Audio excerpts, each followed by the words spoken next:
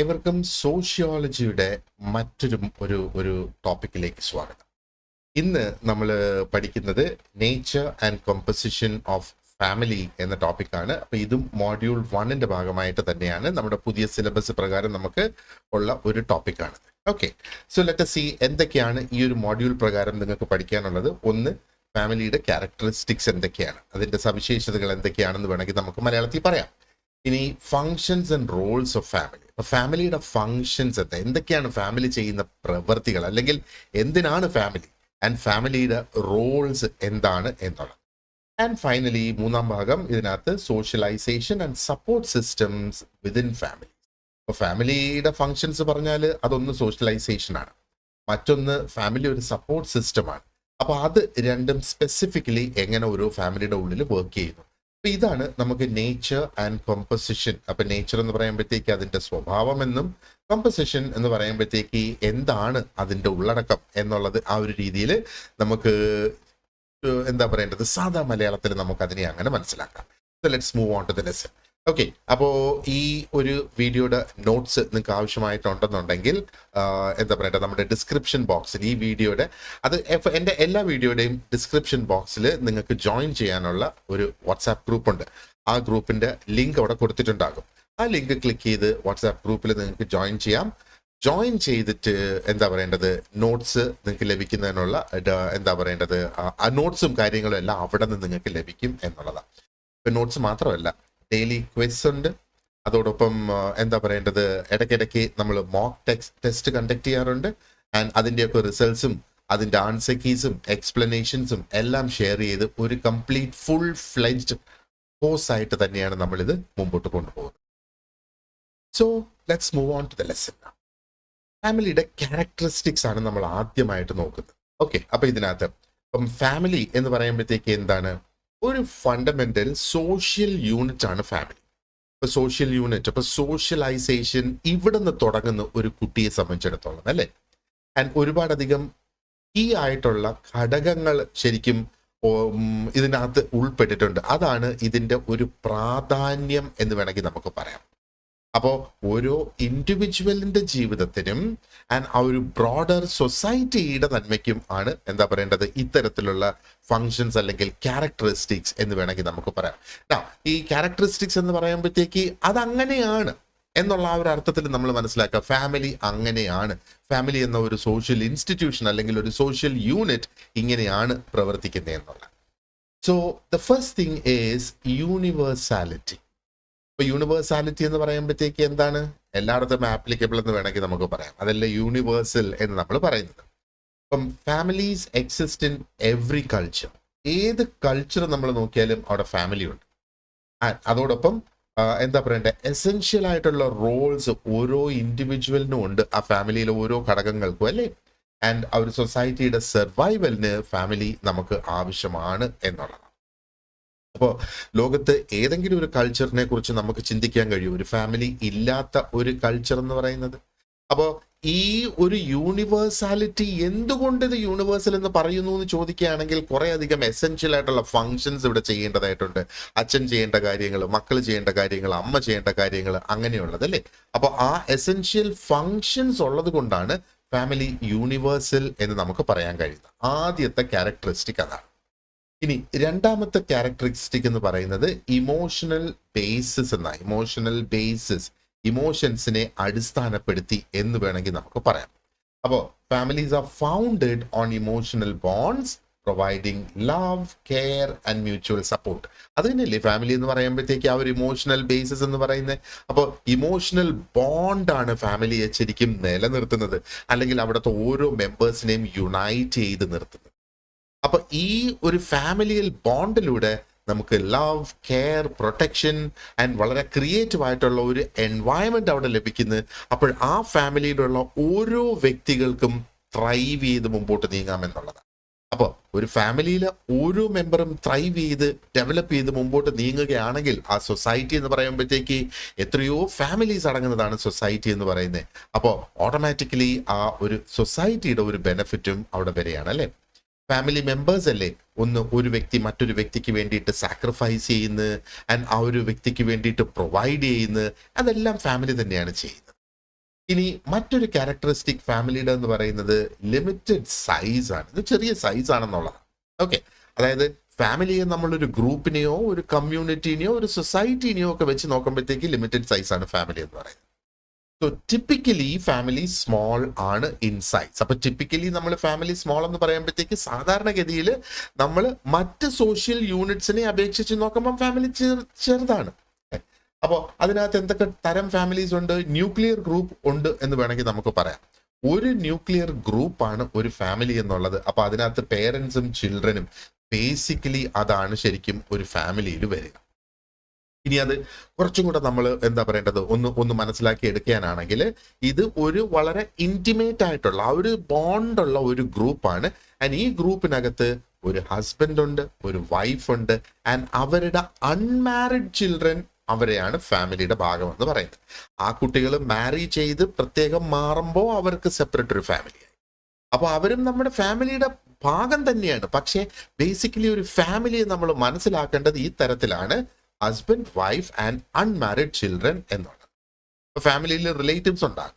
റിലേറ്റീവ്സിന്റെ കാര്യം നമ്മൾ നോക്കുമ്പോഴത്തേക്ക് ഒരു പക്ഷേ അന്നേരം നമ്പേഴ്സ് ഒക്കെ കൂടി വരും. പക്ഷെ റിലേറ്റീവ്സിനെ ഇവിടെ നമ്മൾ കണക്കിലെടുക്കുന്നില്ല എന്നുള്ളതാണ്. അപ്പോൾ ഈ ജനറലി ലിമിറ്റഡ് സൈസ് വരാനുള്ളതിന്റെ റീസൺ എന്ന് പറഞ്ഞാൽ ഒരുപാടധികം ബയോളജിക്കൽ ആൻഡ് സോഷ്യൽ ഫാക്ടേഴ്സ് ഇവിടെയുണ്ട്. ആൻഡ് ഒത്തിരി അധികം ക്ലോസ് റിലേഷൻഷിപ്പ്, എഫക്റ്റീവ് കമ്മ്യൂണിക്കേഷൻ ഒക്കെ ഇവിടെ പോസിബിൾ ആയി കിട്ടണം എന്നുള്ളതാണ്. ഇനി മറ്റൊരു ക്യാരക്ടറിസ്റ്റിക് എന്ന് പറയുന്നത് nuclear position in social structure. Nucleus ആണ് ഫാമിലി ഒരു സോഷ്യൽ സ്ട്രക്ചറിന്റെ, അല്ലെ, അതിന്റെ പ്രധാനപ്പെട്ടത് എന്ന് വേണമെങ്കിൽ നമുക്ക് പറയാം. അപ്പോൾ ഫാമിലി ആക്ച്വലി ഓക്യുപ്പൈസ് ആ ഒരു സെൻട്രൽ പൊസിഷൻ ആണ് ഫാമിലിയിൽ സോഷ്യൽ സ്ട്രക്ചറിന് ലഭിക്കുക. അപ്പൊ ഇത് സെൻട്രൽ പൊസിഷൻ എന്ന് പറയുമ്പോഴത്തേക്ക് എന്താകും ഫാമിലിയുടെ ഒരു റോൾ അന്നേരം ഇവിടെ? അത് ഒരു ബേസിക് ആയിട്ടുള്ള ഒരു യൂണിറ്റ് അല്ലെങ്കിൽ ഒരു ന്യൂക്ലിയർ യൂണിറ്റ് എന്ന് വേണമെങ്കിൽ നമുക്ക് പറയാം. ഇതിനെ അടിസ്ഥാനപ്പെടുത്തിയിട്ടാണ് ബാക്കി എല്ലാ സോഷ്യൽ ഗ്രൂപ്പ്സും ബിൽഡായി വരുന്നത്. കാരണം ഫാമിലീസിന്റെ കൂട്ടായ്മയാണ് ബാക്കിയുള്ള സോഷ്യൽ ഗ്രൂപ്പ്സ് എന്ന് നമുക്ക് പറയാം. ഇപ്പൊ നമ്മൾ സിമ്പിൾ നോക്കിയിരുന്നാലും കോംപ്ലക്സ് സൊസൈറ്റീസ് നോക്കിയിരുന്നാലും സ്റ്റെബിലിറ്റിയും അവരുടെ ആ ഒരു ഒരു ഒരു ഒരു ഒരു ഓർഗനൈസേഷൻ, ഒരു ഘടന, ആ സോഷ്യൽ റിലേഷൻസിൻ്റെത് എല്ലാം എന്താ പറയേണ്ടത് ഈ ഫാമിലി യൂണിറ്റ്സിനെ ചുറ്റിപ്പറ്റിയാണ് ബിൽഡ് ആയിട്ടുള്ളത്. അങ്ങനെ നമ്മൾ നോക്കുമ്പോഴത്തേക്ക് ഫാമിലി ഒരു പ്രധാനപ്പെട്ട ഒരു കീ കമ്പോണന്റ് ആയി മാറുന്നു ആ ഒരു സൊസൈറ്റിയുടെ ഫങ്ഷനിങ്ങിന് വേണ്ടിയിട്ട്. ഓക്കെ, മറ്റൊന്ന് സോഷ്യൽ റെഗുലേഷൻസ് ആണ്. അപ്പൊ സോഷ്യൽ റെഗുലേഷൻസ് എന്ന് പറയുമ്പോഴത്തേക്ക് എന്താണ്? governed by societal norms and laws that ensure stability and order. അപ്പൊ ഇവിടെ സ്റ്റെബിലിറ്റി നിലനിർത്തണം, ഓർഡർ നിലനിർത്തണം. ഓർഡർ എന്ന് പറയുമ്പോഴത്തേക്ക് എന്താണ്? ഒരു ഒരു ഒരു ഒരു കെയോസ് ഇല്ലാത്ത ഒരു സിറ്റുവേഷൻ, അല്ലെ, അടുക്കും ചിട്ടയും ഉള്ള ഒരു സിറ്റുവേഷനെയാണ് ഓർഡർ എന്ന് വേണമെങ്കിൽ നമുക്ക് പറയാം.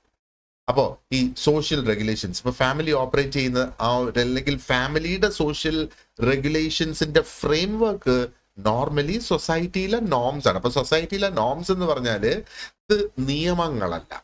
ഒരുപക്ഷെ നമ്മളെ നമ്മുടെ മാതാപിതാക്കൾ പഠിപ്പിക്കുന്നത് അല്ലെങ്കിൽ നമ്മളെ സ്കൂളിൽ നിന്ന് ടീച്ചേഴ്സ് പഠിപ്പിക്കുന്നത് എങ്ങനെയാണ് നമ്മളൊരു സൊസൈറ്റിയിൽ പെരുമാറേണ്ടത്, എങ്ങനെയാണ് നമ്മൾ ജീവിച്ച് മുമ്പോട്ട് പോകേണ്ടത്, നമ്മൾ മറ്റുള്ളവരെ നമ്മൾ എങ്ങനെ ബഹുമാനിക്കണം, അങ്ങനെയൊക്കെയുള്ള ഒരുപാട് കാര്യങ്ങൾ. അതല്ലേ സൊസൈറ്റിയിൽ അല്ലെങ്കിൽ സോഷ്യൽ നോംസ് എന്ന് പറയുന്നത്.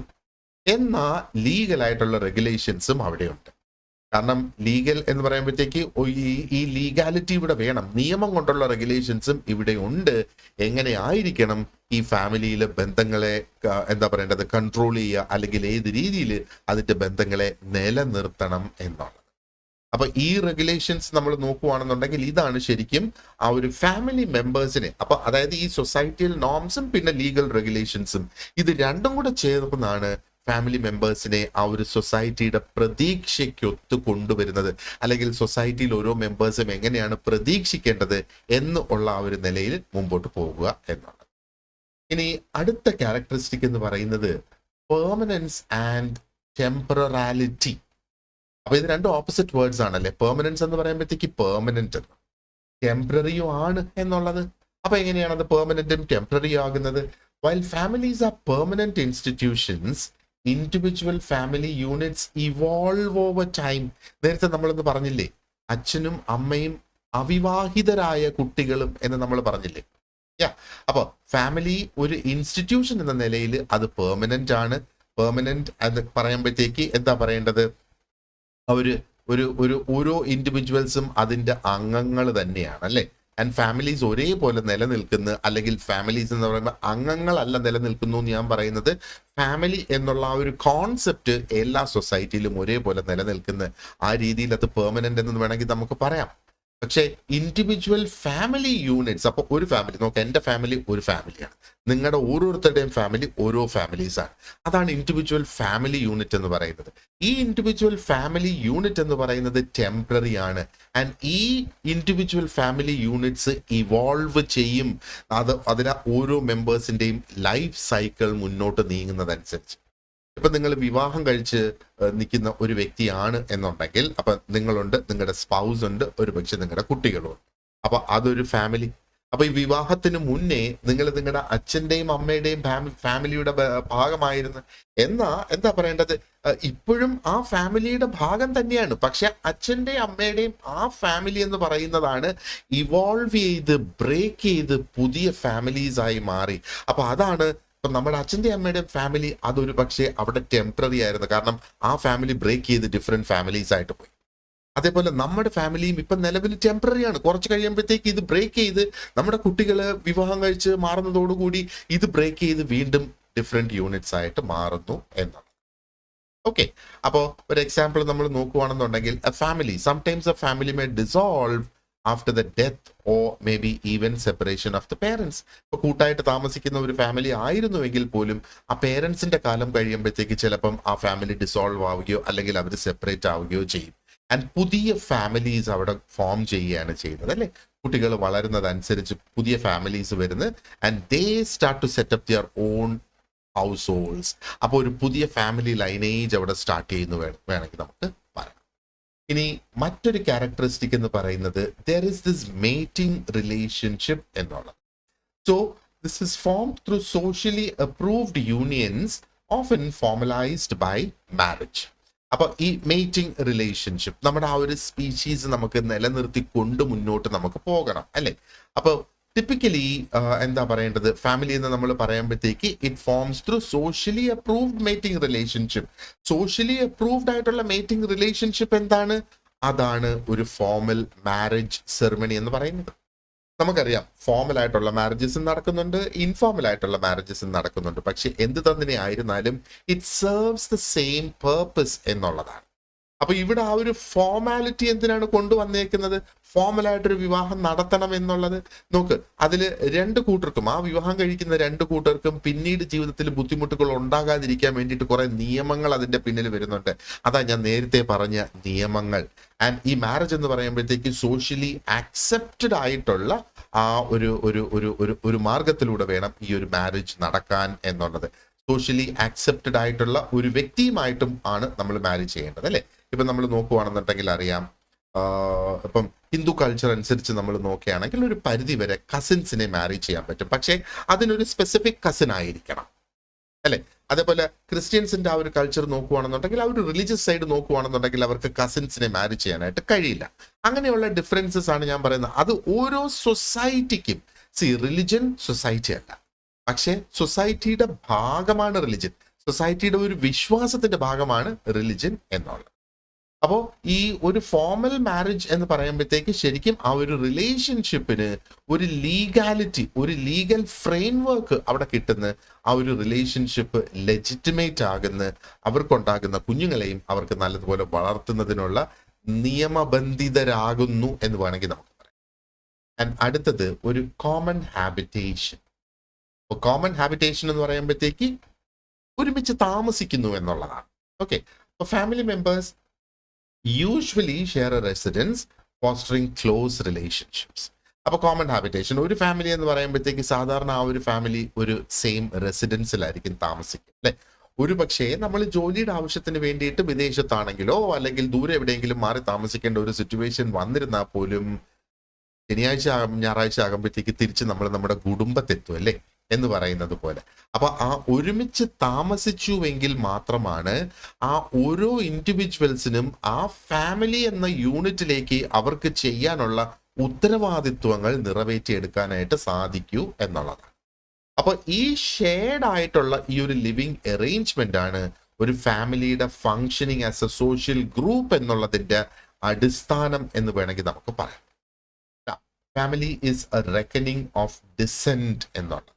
ഓക്കെ, അപ്പോൾ lineage is traced through either the parental or maternal line. ഇപ്പൊ നമ്മൾ പറയത്തില്ലേ എൻ്റെ അമ്മയുടെ സൈഡ്, എൻ്റെ അച്ഛൻ്റെ സൈഡ് എന്നൊക്കെ പറയുന്നത്, അതാണ് ആ ഒരു ഡിസെന്റ് എന്ന് നമ്മൾ പറയുന്നത്. ഓക്കെ, അപ്പോൾ ഫാമിലി ലൈനേജ് എന്ന് നമ്മൾ പറയുമ്പോഴത്തേക്ക് ഞാൻ ഏത് കുടുംബത്തിലെ ആളാണ് എന്ന് പറയുന്നതിന് നമ്മൾ ഒരു പക്ഷേ പറയും എൻ്റെ അച്ഛൻ ഇന്ന കുടുംബത്തിൽ, അപ്പൊ ഞാൻ ആ ഒരു കുടുംബത്തിൽ, എൻ്റെ അമ്മ ഇങ്ങനെയാണ് ഇന്ന ഒരു കുടുംബത്തിൽ, അപ്പോൾ ആ ഒരു കുടുംബത്തിലെ അംഗം എന്ന് നമുക്ക് പറയാനായിട്ട് കഴിയും അല്ലേ. അപ്പോൾ ഒന്നുകിൽ ആ ഒരു പേരന്റൽ അല്ലെങ്കിൽ ആ ഒരു മെറ്റേണൽ ലൈൻ നമുക്ക് എടുക്കാം. പക്ഷേ depending on the cultural practices, normally നമ്മൾ കണ്ടുവരുന്നത് ആ പിതാവിന്റെ ആ ഒരു അല്ലെങ്കിൽ ആ ഒരു പെറ്റേണൽ ലൈനാണ് സാധാരണയായിട്ട് എടുത്തു പോവുക. എന്നാൽ ചില കൾച്ചേഴ്സിൽ മെറ്റേണൽ ലൈൻ ആയിരിക്കും അതിന് ഫോളോ ചെയ്യുക എന്നാണ്. അപ്പൊ ഇതാണ് റെക്കനിങ് ഓഫ് ഡിസെന്റ് എന്ന് പറയുന്നത്. അപ്പൊ ഇത് ശരിക്കും നമ്മളെ ഒരു കണ്ടിന്യൂവിറ്റി മെയിൻറ്റെയിൻ ചെയ്യുന്നതിന് സഹായിക്കും. ഇൻഹെറിറ്റൻസ് അത് മെയിൻറ്റെയിൻ ചെയ്യുന്നതിന്, ആ ഒരു ഫാമിലിക്കുള്ളിൽ ആ ഒരു ഇൻഹെറിറ്റൻസ് മെയിൻറ്റെയിൻ ചെയ്യുന്നതിന് സഹായിക്കും എന്നുള്ളതാണ്. അപ്പൊ അങ്ങനെ വരുമ്പോഴാണ് ആ ഒരു ഫാമിലിയുടെ ട്രഡിഷൻസും ആ ഫാമിലിയുടെ അസറ്റ്സ്, സ്വത്തുക്കൾ, അത് പ്രിസർവ് ചെയ്ത് ഒരു ജനറേഷനിൽ നിന്ന് മറ്റ് ജനറേഷനിലേക്ക് ട്രാൻസ്ഫോം ചെയ്ത് കൊടുക്കുന്നു എന്ന് നമുക്ക് വേണമെങ്കിൽ പറയാം. ഇനി അടുത്തത് അല്ലെങ്കിൽ മറ്റൊരു പ്രധാനപ്പെട്ടത്, this is the last characteristic of A family, that's provision of needs എന്നുള്ളത്. ഓക്കെ, അപ്പൊ നീഡ്സിന് പ്രൊവൈഡ് ചെയ്യുക. നമ്മൾ സ്കൂളിൽ പഠിച്ചിരുന്ന സമയത്ത് നമ്മുടെ സ്കൂൾ ഫീസ് അച്ഛനും അമ്മയും തന്നെ പേ ചെയ്തല്ലേ. ഇപ്പൊ നമുക്ക് കുട്ടികളുണ്ടെങ്കിൽ അവരുടെ സ്കൂൾ ഫീസ് നമ്മൾ പേ ചെയ്യുക അല്ലെ. അപ്പോൾ അത് ജസ്റ്റ് വൺ നീഡ് എന്നുള്ള ആ ഒരു നിലയിലാണ്. So families meet basic needs like food, shelter and clothing, often providing economic support അല്ലെ. അപ്പൊ ഇത്രയൊക്കെയാണ് ആ ഒരു നീഡ്സിന്റെ ഉള്ളിൽ വേണമെങ്കിൽ നമുക്ക് പറയാം. അപ്പൊ ബേസിക് നീഡ്സ് എന്ന് പറയുമ്പം അതിനകത്ത് ഭക്ഷണം വരുന്നത്, താമസിക്കാൻ ഒരു വീട്, അതാണ് ഷെൽട്ടർ എന്ന് പറയുന്നത്, എന്നിട്ട് വസ്ത്രം, ഇത് ബേസിക് ആയിട്ടുള്ള നീഡ്സ് എന്ന് പറയാം. ഇനി ചില കൾച്ചേഴ്സിൽ നമ്മൾ നോക്കുകയാണെന്നുണ്ടെങ്കിൽ ഫാമിലി മെമ്പേഴ്സ് ഒരു പക്ഷേ ദേ മേ വർക്ക് ടുഗെദർ, ഒരു ഷെയർഡ് ഓക്യുപ്പേഷനിൽ അവർ ജോലി ചെയ്യും. അപ്പൊ ഫാമിലി ബിസിനസ് എന്നൊക്കെ പറഞ്ഞ് നമ്മൾ ഇന്നത്തെ കോൺസെപ്റ്റ്സ് കേൾക്കുന്നില്ലേ. അപ്പൊ അങ്ങനെ വരുമ്പോഴത്തേക്ക് ആ ഒരു എക്കണോമിക് സപ്പോർട്ടും സ്റ്റെബിലിറ്റിയും ആ ഒരു എൻറ്റയർ ഫാമിലി, ആ ഫാമിലി മെമ്പേഴ്സ് തന്നെയാണ് അവിടുത്തെ വർക്കേഴ്സ് എന്നുള്ളത്. Now, the family also cares for members who are unable to provide for themselves. അപ്പൊ അൺഎബിൾ ടു പ്രൊവൈഡ് എന്ന് പറയുമ്പോഴത്തേക്ക് അവർക്ക് വേണ്ടിയിട്ട് ജോലി ചെയ്ത് ജീവിക്കാൻ പറ്റാത്തവര്, അതാരൊക്കെയാണ്? മുതിർന്ന ആൾക്കാർ, റിട്ടയർ ചെയ്ത്, എൽഡേർലി എന്ന് വേണമെങ്കിൽ നമുക്ക് പറയാം. ഇനി ഡിഫറെന്റ്ലി ഏബിൾ അല്ലെങ്കിൽ ഡിസേബിൾഡ് ആയിട്ടുള്ള ആൾക്കാരുണ്ടെങ്കിൽ അവർക്കും ഒരു പക്ഷെ ജോലി ചെയ്ത് ഏൺ ചെയ്യാൻ കഴിഞ്ഞില്ല എങ്കിൽ ഫാമിലി മെമ്പേഴ്സ്, ബാക്കിയുള്ള മെമ്പേഴ്സാണ് അവരെ സപ്പോർട്ട് ചെയ്യുന്നത് അല്ലേ. ആൻഡ് തൊഴിലില്ലാത്തവരെയും അവരൊരു തൊഴിൽ കണ്ടുപിടിക്കുന്നത് എന്നും പറഞ്ഞ് പേരൻസിന്റെ സപ്പോർട്ട് ഉണ്ടെന്നും പറഞ്ഞ് നമുക്കൊരു തൊഴിൽ കണ്ടുപിടിക്കാതിരിക്കാൻ കഴിയില്ല. കാരണം ഒരു പരിധി കഴിയുമ്പോഴത്തേക്ക് അവര് എന്താ പറയേണ്ടത്, ഇനി ഒരു തൊഴിൽ കിട്ടിയിട്ട് മതി എന്ന് പറയുന്ന ഒരു സിറ്റുവേഷനിലേക്ക് വരും. പക്ഷേ അൺഎംപ്ലോയിഡ് ആയിരിക്കുന്ന ആ ഒരു സമയത്തും തീർച്ചയായിട്ടും ആ ഒരു എന്താ പറയേണ്ടത്, ബേസിക് അല്ലെങ്കിൽ ബേസിക്കിനേക്കാളും കൂടുതൽ സപ്പോർട്ട് ലഭിക്കുകയും ചെയ്യും എന്നാണ്. ഓക്കെ, ഇനി നമുക്ക് എന്തൊക്കെയാണ് ഫങ്ഷൻസ് എന്ന് നമുക്ക് വേണമെങ്കിൽ നോക്കാം. അപ്പോ ഫങ്ഷൻസ് എന്ന് പറയുമ്പോഴത്തേക്ക് ഫാമിലി ശരിക്കും എന്താ പറയേണ്ടത്, ഒരു wide range of essential and non essential functions carry on ചെയ്യുന്നുണ്ട്. അപ്പൊ ഇതിനകത്ത് എസെൻഷ്യൽ അത്യാവശ്യമായ ഫങ്ഷൻസ്, നോൺ എസെൻഷ്യൽ അത് വേണം, പക്ഷേ എന്താ പറയേണ്ടത്, അത് അത്യാവശ്യമല്ല, അതില്ലെങ്കിൽ നമുക്ക് ജീവിച്ചു പോകാം എന്നുള്ളത്. അപ്പൊ ഈ രണ്ട് തരത്തിലുള്ള ഫങ്ഷൻസും എന്താ പറയേണ്ടത്, ഓരോ ഇൻഡിവിജ്വൽസിന്റെയും സൊസൈറ്റിയുടെയും ഡെവലപ്മെന്റിനും അവരുടെ ആ ഒരു നിലനിൽപ്പിനും വേണ്ടിയിട്ട് നടക്കുന്നു എന്ന് പറയാം. ഇവിടെ ബയോളജിക്കൽ ഫങ്ഷൻസ് ഉണ്ട്. അപ്പോൾ ബയോളജിക്കൽ ഫങ്ഷൻസ് എന്ന് പറയുമ്പോഴത്തേക്കും ശരിക്കും ആ ഒരു biological continuity of the society maintain ചെയ്യുന്നതിന് വേണ്ടിയിട്ട് ബയോളജിക്കൽ ഫങ്ഷൻസ് ഇവിടെ നമുക്ക് ആവശ്യം.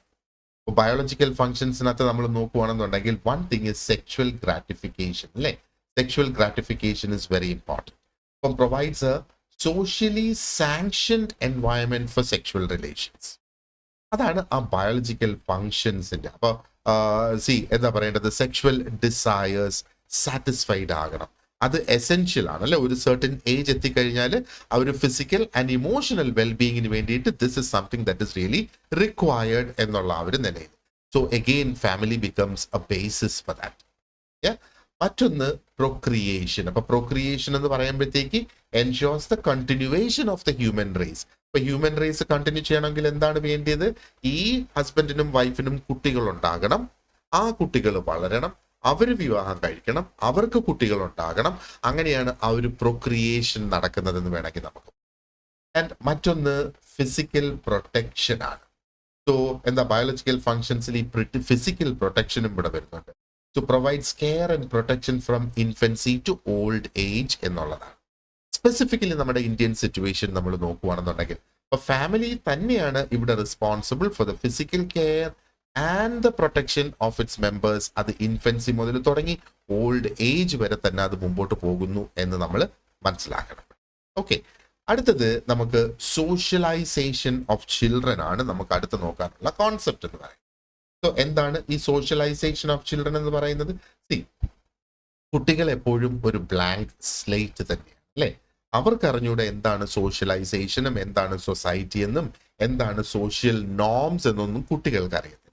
അപ്പൊ ഇത് ഫാമിലീസിന്റെ ഉത്തരവാദിത്വമാണ്. ആ കുട്ടികളെ കൾച്ചറൽ നോംസ് എന്താണെന്ന് പഠിപ്പിക്കുക, വാല്യൂസ് പഠിപ്പിക്കുക, സൊസൈറ്റിയിൽ ഓരോരുത്തർക്കുള്ള റോൾസ് എന്താണ്, കുട്ടികൾക്ക് എന്ത് റോളാണ്, സ്ത്രീക്ക് എന്ത് റോളാണ്, പുരുഷൻ എന്ത് റോളാണ്, ആണിന് എന്ത് റോളാണ്, പെണ്ണിന് എന്ത് റോളാണ് അല്ലെ, ഈ ഡിഫറെന്റ് റോൾസ് പഠിക്കുക.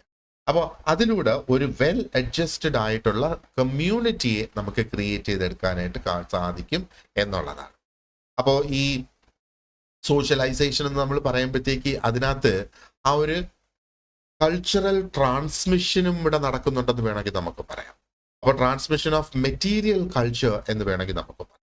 അപ്പൊ മെറ്റീരിയൽ കൾച്ചർ എന്ന് പറയുമ്പോഴത്തേക്ക് എന്തൊക്കെയാണ്? ഒരു പക്ഷേ ഇപ്പം ഒരു കർഷകനാണെന്നുണ്ടെങ്കിൽ ആ ടെക്നിക്സ് എന്തൊക്കെയാണ് ആ ഒരു കൃഷി ചെയ്യുന്നതിന് വേണ്ടിയിട്ട് ഉപയോഗിക്കുന്നത്. ഇനി വീട് നിർമ്മിക്കുന്ന ഒരു മേസ്ത്രി ആണെങ്കിൽ എങ്ങനെയാണ് ആ വീട് നിർമ്മിക്കുന്നത് എന്നുള്ള ആ ഒരു ടെക്നിക്ക് ട്രാൻസ്ഫർ ചെയ്ത് കൊടുക്കുന്നത്. And at the same time non material കൾച്ചറും ഇതിനകത്ത് വരുന്നുണ്ട്. നോൺ മെറ്റീരിയൽ കൾച്ചർ എന്തൊക്കെയാണ്? ലാംഗ്വേജ്, ഫാമിലി എന്നല്ലേ നമ്മൾ ആദ്യം പഠിക്കുന്നത്. നമ്മളെ ഫാമിലിയിലുള്ള കസ്റ്റംസും സോഷ്യൽ റോൾസും, അതായത് നമ്മുടെ അച്ഛന്റെ റോൾ എന്താണ്, അമ്മയുടെ റോൾ എന്താണ്, ഇത് ഓട്ടോമാറ്റിക്കലി നമ്മൾ കണ്ട് പഠിക്കുന്നല്ലേ. അതേപോലെ അതാണ് എന്താ പറയട്ടെ. പിന്നെ കസ്റ്റംസ്, നമ്മൾ ചെയ്തു വരുന്ന ഓരോ സംഗതികൾ, അല്ലെങ്കിൽ എന്തുകൊണ്ട് എന്ത് കാര്യങ്ങൾ ഇന്ന രീതിയിൽ ചെയ്യണം എന്നുള്ളതല്ലേ നമ്മുടെ കസ്റ്റംസ്, അല്ലെങ്കിൽ നമ്മുടെ ആ ഒരു രീതി എന്നൊക്കെ പറയുന്നത്. ഇനി മറ്റൊരു ഫങ്ഷൻ ഫാമിലിയുടെ എന്ന് പറയുന്നത് is the provision of a home. അപ്പൊ ഇവിടെ offers a sanctuary for comfort, security and emotional support. അതാണ് ഹോം എന്ന് പറയുന്നത്. അപ്പൊ ഫാമിലിയാണ് ശരിക്കും ഈ ഒരു ഹോം കൊടുക്കുന്നത്. മെമ്പേഴ്സ് ക്യാൻ ഫൈൻഡ് കംഫർട്ട്, അവർ സെക്യൂർ ആയിരിക്കും, and at the same time ഒരു ഇമോഷണൽ സപ്പോർട്ട്. നമുക്ക് എന്തെങ്കിലും ഒരു പ്രശ്നം വന്ന് പഠിക്കുന്ന സ്ഥലത്ത്, ജോലി സ്ഥലത്ത്, പുറത്ത് എവിടെയെങ്കിലും ഒരു പ്രശ്നം വന്നാൽ നമ്മുടെ ഫാമിലി മെമ്പേഴ്സ് അല്ലേ നമ്മുടെ കൂടെ ആദ്യം നിൽക്കുക. അതാണ് ഹോം ഇസ് എ സാങ്ച്വറി എന്ന് നമുക്ക് പറയാനായിട്ട് കഴിയുന്നത്. Where individuals can relax, they can recharge അല്ലേ. ആൻഡ് മറ്റൊന്ന് ഒരു എക്കണോമിക് ഫങ്ഷനാണ്.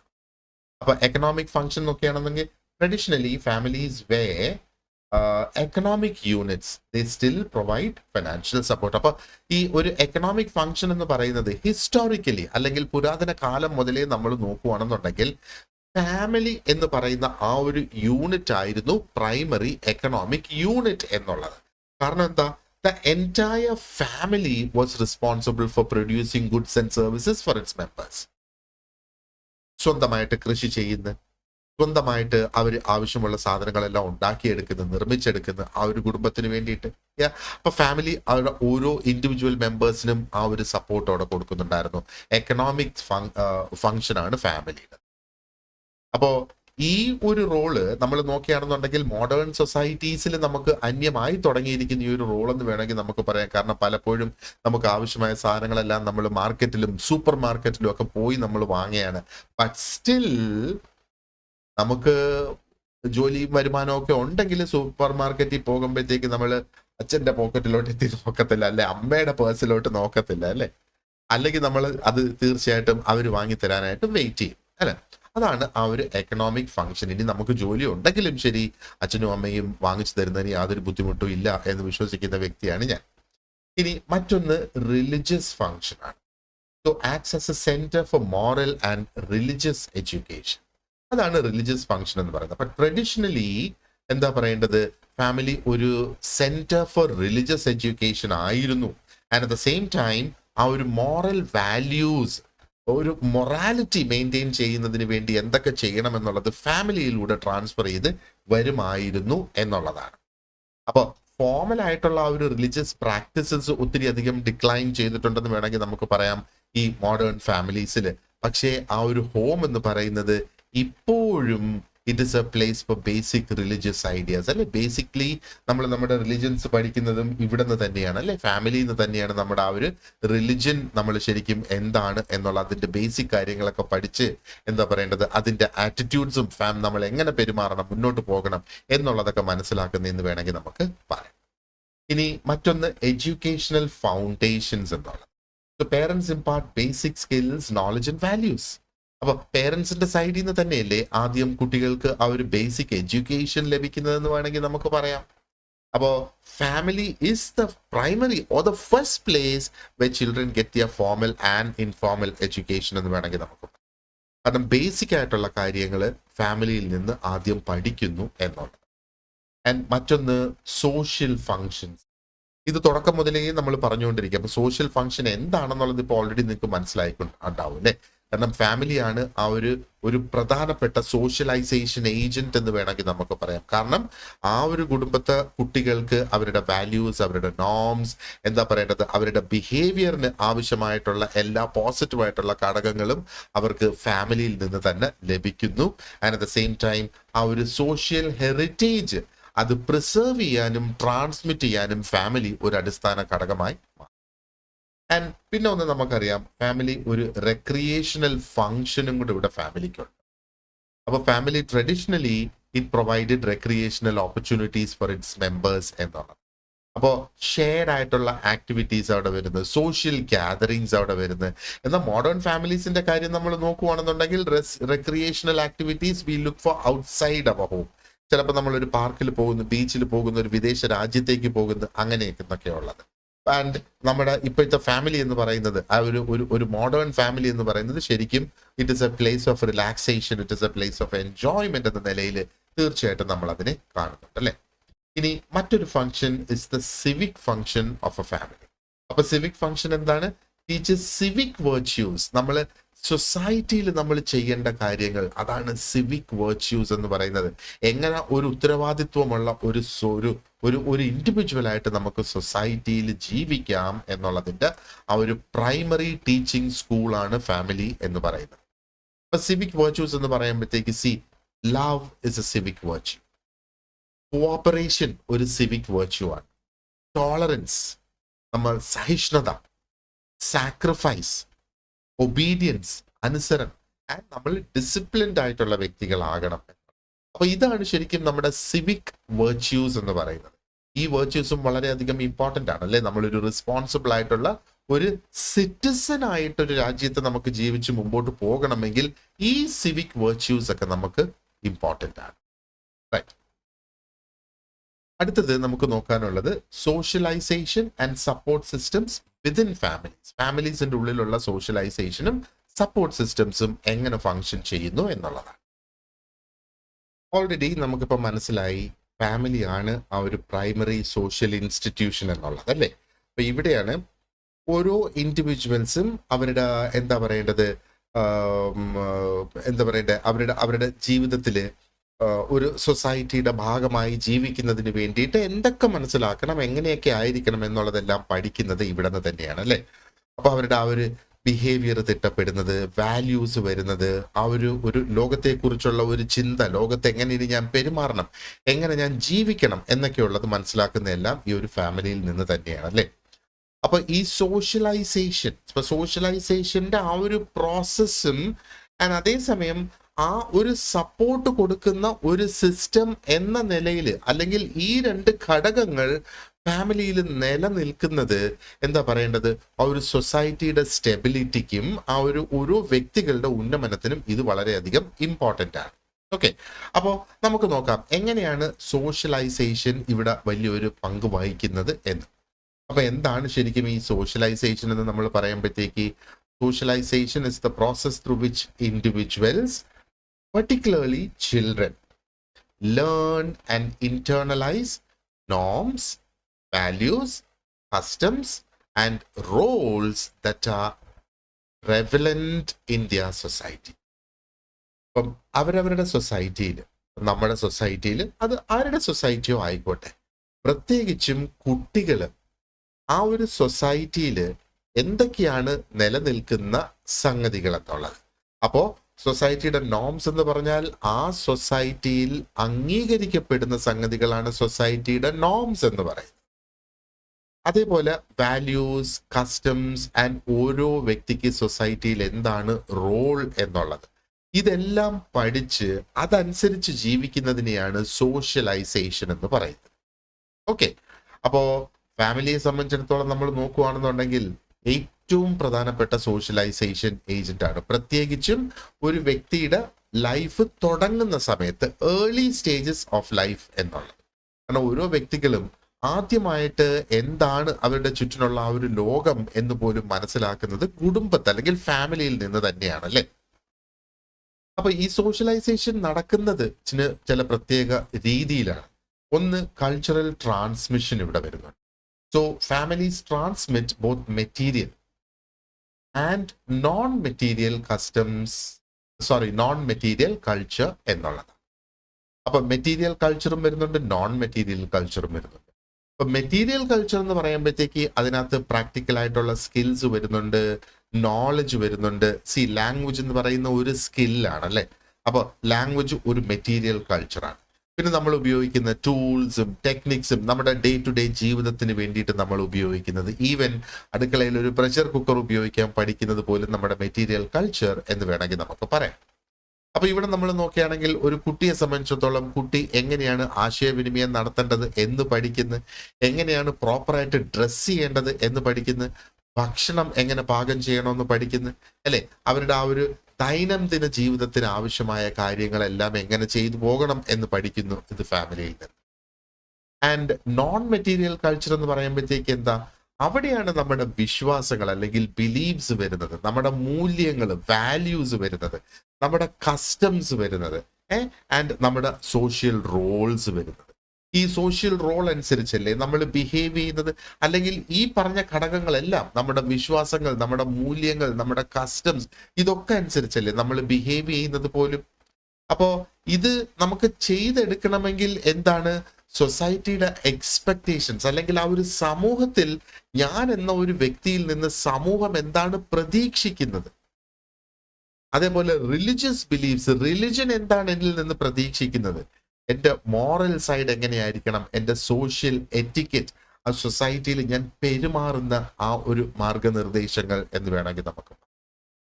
അപ്പൊ ഇതെല്ലാം നമ്മൾ പേരൻസുമായിട്ടുള്ള ആ ഒരു ഇന്ററാക്ഷൻസ്, നമ്മുടെ മുതിർന്ന സഹോദരങ്ങളുമായിട്ട് നമ്മൾ ഇന്ററാക്ട് ചെയ്യുന്നതോടുകൂടി നമ്മുടെ എക്സ്റ്റെൻഡഡ് ആയിട്ടുള്ള ഫാമിലി മെമ്പേഴ്സ്, നമ്മുടെ കസിൻസ്, അങ്ങനെ നമ്മുടെ റിലേഷൻസ്, അങ്ങനെയുള്ളവരോട് കൂടി ഇവരുടെയൊക്കെ കയ്യിൽ നിന്നാണ്, അല്ലെങ്കിൽ ഇവരുടെ അടുത്തൊക്കെ ഇടപെടുന്നത് മൂലമാണ് കുട്ടികൾ എന്താ പറയേണ്ടത്, എന്താണ് അപ്രോപ്രിയേറ്റ് എന്നും എന്താണ് ഇൻഅപ്രോപ്രിയേറ്റ് ആയിട്ടുള്ള ബിഹേവിയർ എന്നും പഠിക്കുന്നതും മനസ്സിലാക്കുന്നത്.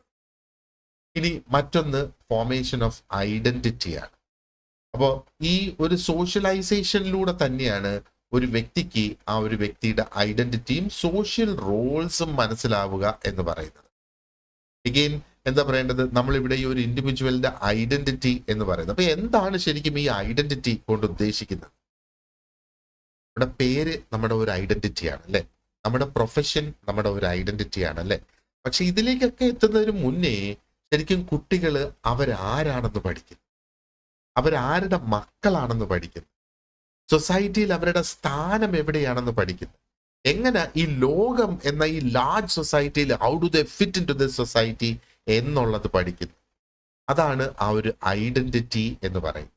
അപ്പൊ ഈ ഒരു ഐഡന്റിറ്റി ഫോർമേഷൻ എന്ന് പറയുന്ന ആ ഒരു പ്രോസസ്സ് നമ്മൾ നോക്കുകയാണെന്നുണ്ടെങ്കിൽ ആ ഒരു ഫാമിലിയിലെ വാല്യൂസ്, ആ ഒരു ഫാമിലിയുടെ മൂല്യങ്ങൾ എന്താണെന്നുള്ളത് ആ കുട്ടി പഠിച്ചെടുക്കേണ്ടതായിട്ടുണ്ട്, അല്ലെ? ആ ഒരു ഫാമിലിയുടെ മൂല്യങ്ങള്, സോഷ്യൽ റോൾസ് എന്താണെന്നുള്ളത് ശരിക്കും അഡോപ്റ്റ് ചെയ്ത് ആ സൊസൈറ്റിയുടെ റോൾ നമ്മൾ നിറവേറ്റണം എന്നുള്ളതാണ്. അപ്പോഴാണ് നമുക്ക് ആ ഒരു സെൽഫ് കോൺസെപ്റ്റ്, ഞാൻ എന്ന ഒരു വ്യക്തി എന്ന ആ ഒരു കോൺസെപ്റ്റ് നമ്മളിൽ എന്താ പറയേണ്ടത്, ഇടം പിടിക്കുന്നത്. ഒരു എക്സാമ്പിൾ നമ്മൾ നോക്കുകയാണെന്നുണ്ടെങ്കിൽ ആ ഒരു ഫാമിലിയുടെ കമ്മ്യൂണിക്കേഷൻ ഓഫ് സോഷ്യൽ സ്റ്റാറ്റസ്, ആ ഒരു ഫാമിലിയുടെ ട്രഡിഷൻ, ആ ഒരു ഫാമിലിയുടെ ഹെറിറ്റേജ്, ഇതൊക്കെ പഠിക്കുന്നതനുസരിച്ച് children will understand their place. ഒരു പക്ഷേ ആ ഒരു സോഷ്യൽ ഹയറാർക്കി ഉണ്ടല്ലോ, സൊസൈറ്റിയിൽ എപ്പോഴും ഒരു ഹയറാർക്കി നിലനിൽക്കുന്നുണ്ട് അല്ലേ. അപ്പോൾ ആ ഒരു ഹയറാർക്കിയിൽ അവരെവിടെ വരുന്നു എന്ന് അവർക്ക് മനസ്സിലാക്കാനായിട്ട് സാധിക്കും. ആൻഡ് അങ്ങനെയാണ് ആ ഒരു സെൻസ് ഓഫ് ബിലോങ്ങിങ് ഡെവലപ്പായി വരുന്നത്. The next thing is the moral development. അപ്പം മോറൽ ഡെവലപ്മെന്റ് നമുക്കറിയാം എന്താണ് ഈ ഒരു മോറൽ ഡെവലപ്മെന്റ് എന്നുള്ളത് അല്ലേ. അപ്പോൾ ആ ഒരു ഗൈഡൻസ് കൊടുക്കുന്ന ഡിസിപ്ലിന് വേണ്ടിയിട്ട്, ഡിസിപ്ലിൻ എന്ന് പറയുമ്പോഴത്തേക്ക് എന്താ പറയേണ്ടത്, കുട്ടികളെ ആ ഒരു ശരിയും തെറ്റും എന്താണെന്ന് ബേസിക്കലി പഠിപ്പിച്ചെടുക്കുന്നു എന്ന് വേണമെങ്കിൽ നമുക്ക് പറയാം. അപ്പോഴങ്ങനെ ആകുമ്പോഴാണ് അവർക്കൊരു മോറൽ ഗൈഡ് നമുക്ക് ആ ഒരു ഫാമിലിയിൽ നിന്ന് ലഭിക്കുന്നു എന്നാണ്. And then there is this emotional socialising. ഇപ്പൊ ഇമോഷണൽ സോഷ്യലൈസേഷൻ എന്ന് പറയുമ്പോഴത്തേക്ക് ജസ്റ്റ് ആ ഒരു കൊഗ്നിറ്റീവ് ഡെവലപ്മെന്റ് മാത്രമല്ല, അതിനും അപ്പുറമാണ് ഈ ഒരു ഇമോഷണൽ സോഷ്യലൈസേഷൻ എന്ന് പറയുന്നത്. കൊഗ്നിറ്റീവ് ഡെവലപ്മെന്റ്, മോറൽ ഡെവലപ്മെന്റ്, അതിനുമൊക്കെ മുകളിൽ നിൽക്കും എന്നുള്ളത്. അതാണ് ഇമോഷണൽ സോഷ്യലൈസേഷൻ. അപ്പൊ കുട്ടികൾ ഇവിടെ പഠിക്കുന്നത് എങ്ങനെ അവരവരുടെ സ്വന്തം ഇമോഷൻസ് എക്സ്പ്രസ് ചെയ്യണം, എങ്ങനെ അവരവരുടെ സ്വന്തം ഇമോഷൻസ് മാനേജ് ചെയ്യണം എന്നുള്ളത്. അത് ഈ ഫാമിലി മെമ്പേഴ്സുമായിട്ടുള്ള ഇന്ററാക്ഷൻ അനുസരിച്ച് ഇപ്പൊ കുട്ടികൾ ശ്രദ്ധിക്കും എങ്ങനെയാണ് പേരൻസ് അവരുടെ സിബ്ലിങ്സുമായിട്ട് ഇടപെടുന്നത്. ദേഷ്യം വരുമ്പോൾ എങ്ങനെ, സന്തോഷം എങ്ങനെ പങ്കുവെക്കുന്നത്, സാഡ്നെസ്, ഭയം, ഈ സിറ്റുവേഷൻസിലൊക്കെ എങ്ങനെയാണ് കാര്യങ്ങൾ നടക്കുന്നത്. അങ്ങനെയാണ് അവരിത് കണ്ട് പഠിച്ച് മിമിക് ചെയ്ത് അവരിത് മനസ്സിലാക്കി എടുക്കുകയാണ്. അങ്ങനെയാണ് ഇമോഷണൽ റെസ്പോൺസസ് ഓരോ കുട്ടികളിലും വരുന്നത്. അപ്പൊ ഇമോഷണൽ സോഷ്യലൈസേഷൻ എന്ന് പറയുമ്പോഴത്തേക്ക് ഓരോ വ്യക്തികളെയും എന്താ പറയണ്ടത്, നമ്മുടെ ആ ഒരു ഇമോഷണൽ ഇന്റലിജൻസ് ഉണ്ടല്ലോ, എംപതി ഉണ്ടല്ലോ, സിമ്പതി ഉണ്ടല്ലോ, ഇതൊക്കെ ഡെവലപ്പ് ചെയ്ത് വ്യക്തികളുമായിട്ടുള്ള നമ്മുടെ ബന്ധങ്ങൾ സ്ട്രോങ് ആക്കുന്നതിന് വേണ്ടിയിട്ട് നമ്മളെ സഹായിക്കും. അതേപോലെ റോൾ മോഡലിംഗ് മറ്റൊരു സോഷ്യലൈസേഷൻ പ്രക്രിയ എന്ന് വേണമെങ്കിൽ പറയാം. പേരൻസും older family members, these serve as primary examples for behaviour and social roles. ഫാമിലിയിൽ ആരെ കണക്ക് ഞാൻ ബിഹേവ് ചെയ്യണം എന്നുള്ളത് നമ്മൾ ഒരു പക്ഷേ ആ ഒരു റോൾ മോഡൽ നമുക്ക് ഫാമിലിയിൽ നിന്ന് തന്നെ കിട്ടുന്നു. അതിപ്പം നമ്മൾ ഏറ്റവും നല്ലതുപോലെ ഒരു വ്യക്തി എങ്ങനെ ബിഹേവ് ചെയ്യുന്നു എന്നുള്ളത് മനസ്സിലാക്കിയിട്ടായിരിക്കും അതൊരു അങ്കിൾ ആകാം, ഒരു ആന്റി ആകാം, എൽഡർ ബ്രദർ ആകാം, അച്ഛനാകാം, അമ്മയാകാം എന്നുള്ളത്. ഓക്കെ, അപ്പൊ ഇനി എന്താണ് ഈ സപ്പോർട്ട് സിസ്റ്റംസ് വിത്തിൻ ഫാമിലീസ് എന്നുള്ളത് നമുക്ക് നോക്കാം. അപ്പൊ ഇത് ഓൾറെഡി നമ്മൾ ഡിസ്കസ് ചെയ്ത കുറച്ച് സംഗതികൾ തന്നെയാണ്. ബട്ട് ദെൻ അഗെയിൻ ഇത് സ്പെസിഫിക്കലി ആ ഒരു സപ്പോർട്ട് സിസ്റ്റംസിൽ വരുന്നതാണ് എന്നുള്ളത് നമ്മൾ മനസ്സിലാക്കുക. ഒന്ന് ഇമോഷണൽ സപ്പോർട്ട് അല്ലേ. ഇമോഷണൽ സപ്പോർട്ട് നമ്മൾ നേരത്തെ ഡിസ്കസ് ചെയ്തതാണ്. Love, care, sense of belonging, ഇതൊക്കെ ഇത് ഒരു പ്രോപ്പർ മെന്റൽ ഹെൽത്ത് മെയിൻറ്റെയിൻ ചെയ്യുന്നതിന് വേണ്ടിയിട്ട് ഈ ഇമോഷണൽ സപ്പോർട്ട് വളരെയധികം ഇമ്പോർട്ടൻ്റ് ആണ്.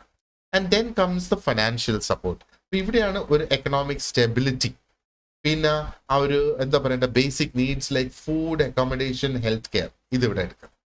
പിന്നെ കെയർ ഗിവിങ്. അപ്പോൾ ആ ഒരു യങ് ആയിട്ടുള്ള കുട്ടികൾക്ക്, എൽഡർലി ആയിട്ടുള്ളവർക്ക്, സുഖമില്ലാത്തവർക്ക്, ഡിസേബിൾഡ് ആയിട്ടുള്ള ആൾക്കാർക്ക് ഒരു കെയർ കൊടുക്കുന്ന ഒരു സിറ്റുവേഷൻ എഗെയിൻ ഫാമിലി കൊടുക്കുന്ന സപ്പോർട്ടാണ്. പിന്നെ വരുന്നത് ആ ഒരു സോഷ്യൽ ആൻഡ് പ്രാക്ടിക്കൽ സപ്പോർട്ടാണ്. അപ്പൊ സോഷ്യൽ ആൻഡ് പ്രാക്ടിക്കൽ സപ്പോർട്ട് എന്ന് പറയുമ്പോഴത്തേക്ക് ആ ഒരു ഇമോഷണൽ സപ്പോർട്ടിനും ആ ഒരു എന്താ പറയേണ്ടത് ഫൈനാൻഷ്യൽ സപ്പോർട്ടിനും പുറമേ ആണ് ഈ ഒരു പ്രാക്ടിക്കൽ അസിസ്റ്റൻസ് അവിടെ കൊടുക്കുന്നത് ഇൻ ഡെയിലി ലൈഫ് എന്നുള്ള.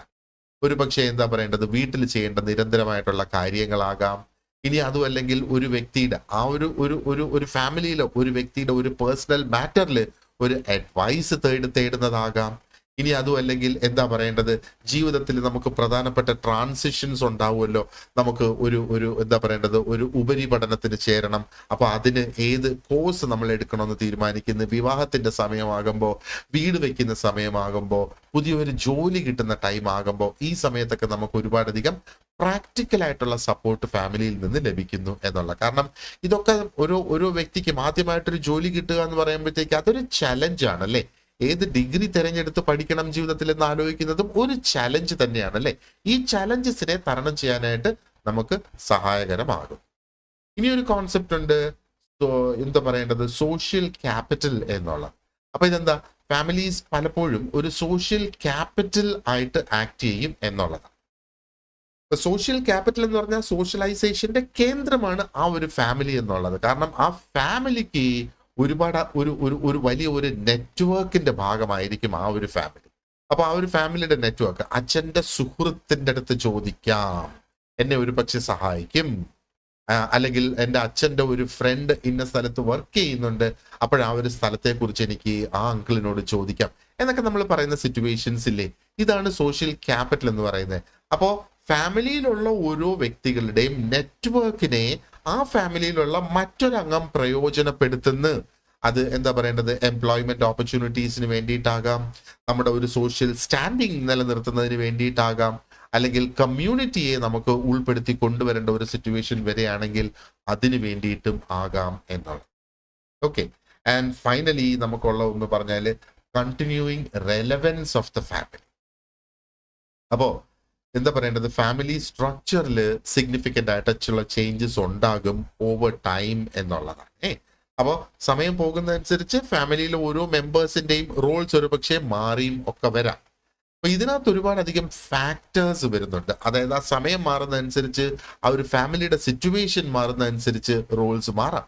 ഇപ്പൊ ഫാക്ടേഴ്സ് കുഡ് ബി urbanization ഒരു ഫാക്ടർ ആകാം, എക്കണോമിക് ഷിഫ്റ്റ് ഒരു ഫാമിലിക്ക് ഉണ്ടാകുന്നത് ഒരു ഫാക്ടർ ആകാം, ഇനി അതുമല്ലെങ്കിൽ ഒരു സോഷ്യൽ നോം മാറി വരുന്നത് ഒരു ഫാക്ടർ ആകാം എന്നുള്ളത്. പക്ഷെ ഇവിടെ എങ്ങനെ നമ്മൾ നോക്കിയിരുന്നാലും ശരി തന്നെ ഫാമിലി ഒരു വൈറ്റൽ ഇൻസ്റ്റിറ്റ്യൂഷൻ ആയിട്ട് തന്നെ നിലനിൽക്കും എന്നുള്ളതാണ്. ആ ഒരു സോഷ്യൽ ആൻഡ് ഇമോഷണൽ സ്റ്റെബിലിറ്റിക്ക് വേണ്ടിയിട്ട് അത് എന്നും അതേപോലെ തന്നെ നിലനിൽക്കും എന്നുള്ളത്. ഓക്കെ, സോ അപ്പൊ അത് കണ്ടിന്യൂയിങ് റെലവൻസ് ഓഫ് ഫാമിലിയുടെ പ്രാധാന്യം ഏത് കണ്ടീഷനിലും അത് കണ്ടിന്യൂ ചെയ്യും ഇതേപോലെ എന്നാണ് ഈ ഒരു ലാസ്റ്റ് പോയിന്റ് നമ്മളെ പഠിപ്പിക്കുന്നത്. ഇനി നമുക്ക് കുറച്ച് ക്വസ്റ്റ്യൻസും അതിന്റെ ആൻസേഴ്സും എങ്ങനെയാണ് വരുന്നതെന്ന് നമുക്ക് നോക്കാം. So the first question here is, which of the following is a key characteristic of the family as a social institution? Family ഒരു സോഷ്യൽ ഇൻസ്റ്റിറ്റ്യൂഷൻ എന്ന നിലയിൽ പ്രധാനപ്പെട്ട ക്യാരക്ടറിസ്റ്റിക് എന്താണ് എന്ന് ചോദിക്കുകയാണ്. അപ്പോൾ ഫാമിലിയുടെ തന്നെ ആ ഒരു ക്യാരക്ടറിസ്റ്റിക് എന്ന് പറയുമ്പോഴത്തേക്ക് നമ്മൾ നോക്കിയ സ്ട്രോങ് ഇമോഷണൽ ബോണ്ട് അവിടെയുണ്ട് അല്ലേ. അതാണ് ശരിക്കും എന്താ പറയേണ്ടത്, മറ്റ് മെമ്പേഴ്സിന് കെയർ കൊടുക്കുക, ലവ് കൊടുക്കുക, സപ്പോർട്ട് കൊടുക്കുക. ഇതൊക്കെ സാധിക്കുന്നത് is because of those strong bond എന്നുള്ളത്. ഇവിടെ നമ്മൾ നോക്കിയ temporary association, economic independence, social bases, absence of social relations, regulations അല്ല, ഓപ്ഷൻ സി ആണ് നമ്മുടെ ഇമോഷണൽ ബേസിസ് ആണ് അല്ലെ ഫാമിലിയുടെ ഒരു പ്രധാന ക്യാരക്ടറിസ്റ്റിക് എന്ന് പറയുന്നത്. രണ്ട്, what role does the family play in the process of socialisation? സോഷ്യലൈസേഷനിൽ ഫാമിലി എന്ത് റോൾ പ്ലേ ചെയ്യുന്നു എന്നുള്ളത്. ഇവിടെ നമ്മൾ നോക്കുകയാണെന്നുണ്ടെങ്കിൽ നമുക്കറിയാം ഫാമിലിയാണ് ഏറ്റവും പ്രധാനപ്പെട്ടതും ആദ്യമായിട്ട് വരുന്ന ഒരു ഏജന്റ് ഓഫ് സോഷ്യലൈസേഷൻ എന്നുള്ളത്. കാരണം കുട്ടികളെ നോംസ്, വാല്യൂസ്, കസ്റ്റംസ് ഒക്കെ പഠിപ്പിച്ചെടുക്കുന്ന ആ ഒരു സിറ്റുവേഷൻ അല്ലേ. So look at option B, it acts as the primary agent for cultural transmission എന്നുള്ളതാണ് നമ്മുടെ ഉത്തരം. Okay, let's look at question number 3. In which function does the family provide a socially approved environment for the satisfaction of sexual desires? ഏത് ഫംഗ്ഷനിലാണ് അത് വരുന്നത്? നമ്മൾ നോക്കുകയാണെന്നുണ്ടെങ്കിൽ the answer is biological function. നമുക്കതറിയാം അല്ലേ. Question number 5. Which of the following statements best describes the universality of the family? നമ്മൾ ആദ്യം discuss ചെയ്ത concept എന്ന് പറയുന്നത് ഫാമിലി ഒരു യൂണിവേഴ്സൽ ഇൻസ്റ്റിറ്റ്യൂഷൻ ആണ് എന്നുള്ളത്. കാരണം അത് എല്ലാ സൊസൈറ്റീസിലും പ്രസന്റ് ആണ്. കാരണം ഫാമിലി എന്ന് പറയുമ്പോഴത്തേക്ക് ഒരുപാടധികം പ്രധാനപ്പെട്ട റോള് അതിന് വഹിക്കാനുണ്ട്. സോഷ്യൽ സ്റ്റെബിലിറ്റി നിലനിർത്തുന്നതിന് വേണ്ടിയിട്ട്, ആ ഒരു ഹ്യൂമൻ റേസ് അല്ലെങ്കിൽ ആ ഒരു ഫാമിലി തന്നെ കണ്ടിന്യൂറ്റി മെയിൻറ്റെയിൻ ചെയ്യുന്നതിന് വേണ്ടിയിട്ട്, ആൻഡ് ഓരോ വ്യക്തികളുടെയും ഒരു സർവൈവലിന് വേണ്ടി. So look at option B. This is the right answer. Yes. Family exists in every culture and society due to its essential functions. അതാണ് ഈ ഒരു ചോദ്യത്തിന്റെ കറക്റ്റ് ആൻസർ. നമ്പർ 5. 2020 ചോദ്യ പേപ്പർ നിങ്ങൾ നോക്കിയാല് അതിനകത്ത് 6, 7, 8 ക്വസ്റ്റ്യൻസ് ഉണ്ടായിരുന്നു മാച്ച് ദ ഫോളോയിങ് എന്നും പറഞ്ഞു. അപ്പോൾ മാച്ച് ദ ഫോളോയിങ് എന്റെ മിക്കവാറുള്ള എല്ലാ ക്ലാസ്സിലും നിങ്ങൾ അത് കാണും. അതിൽ ഒരു ക്വസ്റ്റ്യൻ എങ്കിലും തയ്യാറാക്കാൻ കഴിയുന്ന ഒരു ടോപ്പിക് ആണ് അവിടെ ഡിസ്കസ് ചെയ്യുന്നതെങ്കിൽ തീർച്ചയായിട്ടും അതിനകത്ത് 1, 2 മാച്ച് ദ ഫോളോയിങ് കാണും. അപ്പൊ ഇവിടെ നമുക്ക് match the following functions of the family with a description. അപ്പൊ ഓരോ ഫംഗ്ഷനും അതിന്റെ ഡിസ്ക്രിപ്ഷനാണ്. എക്കണോമിക് ഫംഗ്ഷൻ ഉണ്ട്, സോഷ്യൽ ഫംഗ്ഷൻ ഉണ്ട്, എഡ്യൂക്കേഷണൽ ഫംഗ്ഷൻ ഉണ്ട്, പ്രൊവിഷൻ ഓഫ് എ ഹോം ഉണ്ട്. ആൻഡ് അതിന്റെ description A, providing A home way members find comfort and security. അപ്പൊ അതേതാണ്? പ്രൊവിഷൻ ഓഫ് ഹോം ആണ് അല്ലേ. ഇനി രണ്ടാമത്തത് teaching children basic skills and values എന്നുള്ളത്. അപ്പൊ ബി ഏതാണത്? അതാണ് ആ ഒരു എഡ്യൂക്കേഷൻ ഫംഗ്ഷൻ എന്നുള്ളത് അല്ലേ. Providing goods and services four it's members. അതേതാ? സോഷ്യൽ ഫംഗ്ഷൻ ആണ്, എക്കണോമിക് ഫംഗ്ഷൻ ആണ്? ഏത് ഫംഗ്ഷൻ ആണത്? എക്കണോമിക് ഫംഗ്ഷൻ ആണ്. ആൻഡ് ഫൈനലി സോഷ്യൽ ഫംഗ്ഷൻ ഇവിടെ എന്താണ്? ആ വാല്യൂസ്, നോംസ് ആൻഡ് ബിഹേവിയേഴ്സ് പഠിപ്പിക്കുക എന്നുള്ളത്. സോ ഇതാണ് നമ്മുടെ correct answer. Number 6. Which of the following best describes the role of the family in moral development? Moral ഡെവലപ്മെന്റിൽ ഫാമിലിയുടെ റോൾ എന്താണ് എന്നുള്ളതാണ്. അപ്പോൾ ഫാമിലീസിന് ആ ഒരു മോറൽ ഡെവലപ്മെന്റ് എന്ന് പറയുമ്പോഴത്തേക്ക് കുട്ടികളെ എന്താ teaching basically the difference between right and wrong. അപ്പോഴാണ് അവർക്കൊരു മോറൽ കോമ്പസ് ഡെവലപ്പ് ചെയ്ത് കൊണ്ടുവരാനായിട്ട് സാധിക്കുക എന്നുള്ളത്. So option B is the right answer. It introduces and reinforces the difference between right and wrong എന്നുള്ളതാണ് നമ്മുടെ correct answer. Number 7. How does the family contribute to the emotional socialization of children? എങ്ങനെയാണ് ആ കുട്ടികളുടെ emotional സോഷ്യലൈസേഷനിൽ ഫാമിലിക്ക് എന്താണ് ഇവിടെ പങ്ക് എന്നുള്ളത്? ഫാമിലിയിലല്ലേ കുട്ടികൾ എങ്ങനെയാണ് എന്താ പറയേണ്ട അവരുടെ ഇമോഷൻസ് എക്സ്പ്രസ് ചെയ്യണമെന്നും എങ്ങനെ ഇമോഷൻസ് മാനേജ് ചെയ്യണമെന്നും പഠിക്കുന്നത്. അവർ പേരൻസും സിബ്ലിങ്സും അവരുടെ മുതിർന്ന സഹോദരങ്ങളും പേരൻസും എങ്ങനെയാണ് തങ്ങളിൽ ഇടപെടുന്നതെന്ന് നോക്കി അതനുസരിച്ചാണ് ഒരു പക്ഷെ അവര് എന്താണ് ആ എന്താ പറയേണ്ടത് ആ ഒരു ഇമോഷൻസ് എങ്ങനെ എക്സ്പ്രസ് ചെയ്യണമെന്ന് പഠിക്കുന്നത് അവിടെ നിന്ന് തന്നെയാണ്. സോ ഓപ്ഷൻ സി ആണ് നമ്മുടെ answer, by modelling and managing emotions. And number 8. Which aspect of family life is central to its function as a social group? Formal education ആണോ, ഷെയർഡ് എക്കണോമിക് ഇൻട്രസ്റ്റ് ആണോ, common habitation, individual autonomy? Common habituation ആണ് ഇവിടെ നമ്മുടെ right answer. And question number 9.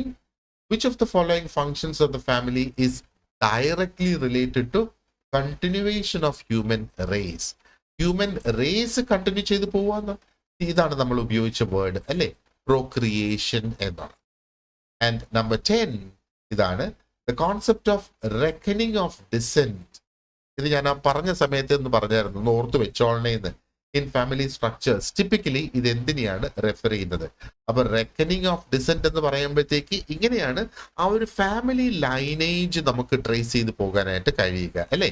അത് അച്ഛന്റെ സൈഡിൽ നിന്നും ആകാം, അമ്മയുടെ സൈഡിൽ നിന്നും ആകാം. ഓരോ കൾച്ചറിന്റെ പ്രാക്ടീസ് അനുസരിച്ച് അത് മുമ്പോട്ട് പോകുന്നു. അപ്പോൾ റെക്കണിങ് ഓഫ് ഡിസെന്റ് എന്ന് പറഞ്ഞാൽ അതിന്റെ അർത്ഥം ഓപ്ഷൻ ബി ആണ്, the tracing of family lineage through either the paternal or the maternal line.